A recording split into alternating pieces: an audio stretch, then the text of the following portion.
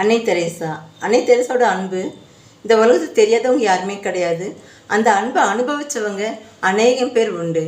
அல்பேனியாவில் 1910 August 26 Agnes கோன்சாவாய் பிறந்து பெற்றோட அன்பில் வளர்ந்தாலும் ஆண்டவருடைய அன்புக்கு ஈடாக எதுவும் கிடையாதுன்னு உணர்ந்து ஆண்டவருடைய அன்பில் இணைஞ்சு உலக ஆசையெல்லாம் வெறுத்து பெற்றோட அன்பை விட்டு விலகி ஆண்டவருடைய அன்பில் நாளுக்கு நாள் வளர்ந்த பெண்மணி தான் அன்னை தெரேசா.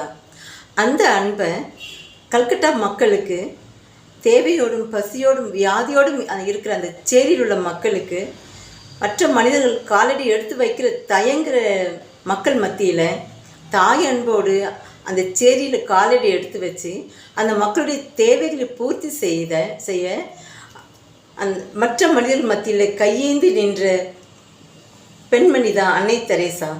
ஒருவர் கையில் எச்சு துப்பும்போது கூட அவங்க மேலே கோவப்படாமல் இதை நான் எடுத்துக்கிறேன், என் பிள்ளைகளுக்கு கொடுன்னு தாயன்போடு கேட்ட ஒரு வீர பெண்மணி தான் அன்னை தெரேசா.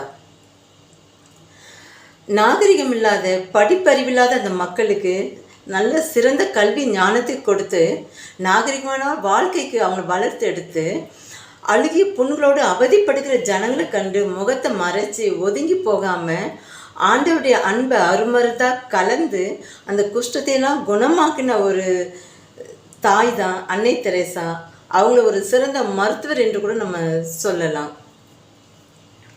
அன்புக்காகவும் அரவணைப்புக்காகவும் ஏங்கி கொண்டிருந்த மக்களுக்கு நல்ல ஒரு அன்பு தாயாக இருந்து அவங்கள அரவணைச்சு நல்ல வழியில் நடத்தி எடுத்த அந்த தாய், அவங்கள நான் என்னுடைய ரோல் மாடலாக நான் வச்சுருக்கிறேன். அவங்களுடைய அளவுக்கு என்னால் அன்பு செலுத்த முடியல, ஆனாலும் ஆண்டவருடைய அன்பில் நானும் இணைஞ்சு அன்னையை போல் அன்பை பகிர்ந்து வாழணும்னு சொல்லி நானும் முயற்சிக்கிறேன். நன்றி, வணக்கம்.